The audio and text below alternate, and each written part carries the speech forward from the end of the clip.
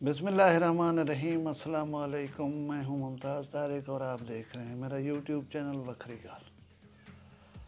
दोस्तों, लादी गैंग का चूरन बहुत बेचा गया, कार्रवाई का बताया गया। वज़ीर आज़म इमरान खान ने कहा, वज़ीर आला पंजाब उस्मान बुज़दार साहब एक हंगामी मीटिंग पर मुल्तान आए और फिर सुना है कि सेक्रेटरी दाखिला भी तशरीफ़ ले आए और इलाके का खुद जायज़ा लिया। लेकिन क्या वजह है कि लादी गैंग अभी तक कंट्रोल नहीं हो सकी। कल थाना सीमेंट फैक्ट्री की हदूद में उनकी एक वारदात बताई गई। घर में घुस के सोना नकदी उठा लिया उन्होंने, और हद तो ये है खौफ की, डर की, कि उस बंदे ने कार्रवाई करने से भी इनकार किया। और एक दूसरी कार्रवाई में सीमेंट फैक्ट्री पे जो ट्रक स्टैंड है उसमें सीमेंट उठाने ट्रक आए हुए होते हैं, इन लोगों ने उन पर धावा बोल के कुछ 16 लाख की नकदी और मोबाइल फ़ोन की डकैती की। तो थोड़ा सा जायज़ा लेते हैं इस बात को समझने के लिए।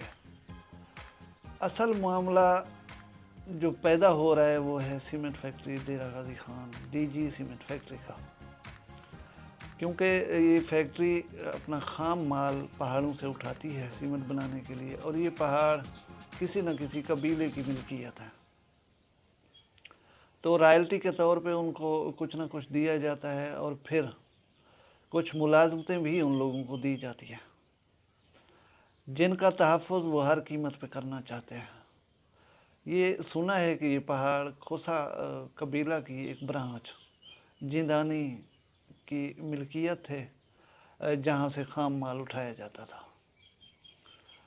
कुछ लोग छोटे छोटे क्राइम करने वाले बाद अज़ां थोड़ा आगे बढ़ के सीमेंट फैक्ट्री इंतज़ामिया को तंग करने लगे, उनसे भत्ता मांगने लगे, और इस नाजायज़ तंगी की जब रिपोर्टें हुई तो पुलिस ने इनके ख़िलाफ़ कार्रवाई करना चाहिए।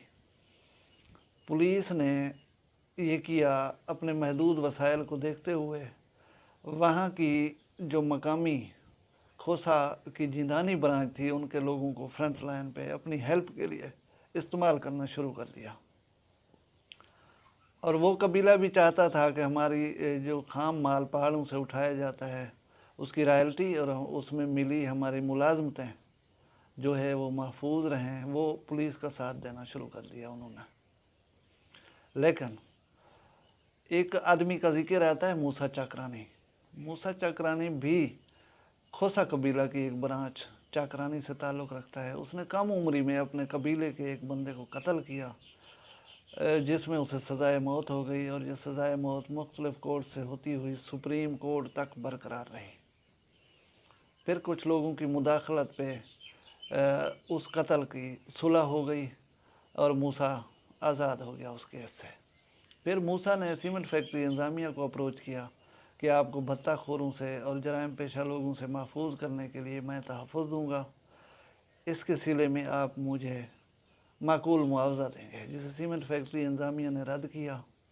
और फिर मूसा ने मतलब मुख्तलिफ़ वारदातें करनी शुरू कर दी, अगवा, बराए तावान और लोगों के मोटरसाइकिल छीनना, उनकी फसलें उठाना, इस सिलसिले में मुख्तलिफ़ किस्म के जराइम हैं जो उन्होंने शुरू कर दिया।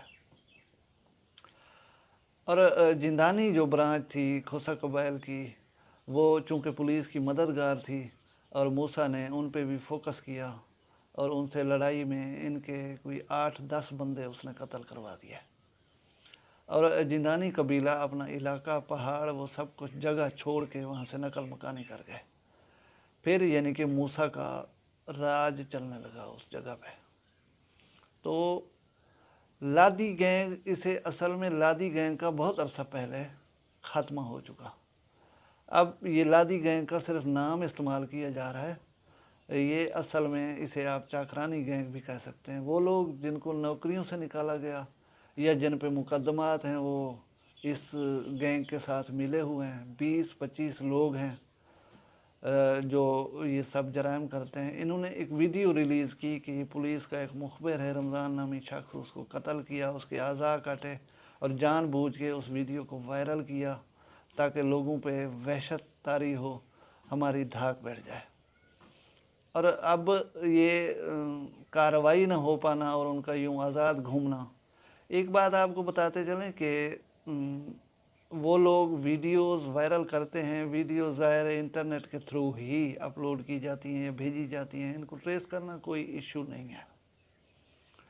یہ کوئی 30-40 کلومیٹر کا علاقہ ہے جس میں یہ لوگ رہتے ہیں، اور 25 تھانے قائم کیے گئے ہیں ان کو کنٹرول کرنے کے لیے، جسے بی ایم پی کنٹرول کرتی ہے.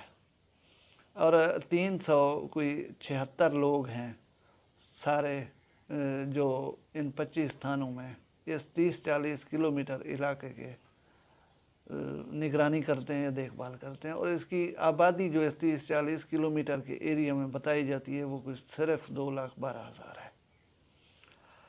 لیکن ان کا کنٹرول نہ ہونا سمجھ سے بالاتر ہے. بی ایم پی میں گزشتہ 40 سال سے برتھی بند ہے. اگر آپ دیکھیں تو 1982 سے اس میں بھرتی بند ہے. جو بندہ 82 میں بھی بھرتی ہوا اس کی عمر 40 سال سے اوپر ہے. ایوریج جو بی ایم پی اہلکاروں کی عمریں بتائی جاتی ہیں وہ 40 سے 60 کے درمیان بتائی جاتی ہیں. تو سیاسی بنیادوں پہ ان کے رسالدار جو ہیں بھرتی کیے جاتے ہیں.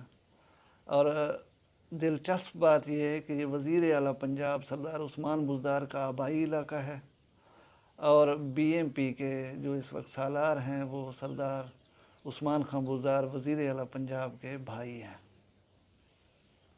امید ہے آپ کو معاملات کو سمجھنے میں مدد ملی ہوگی.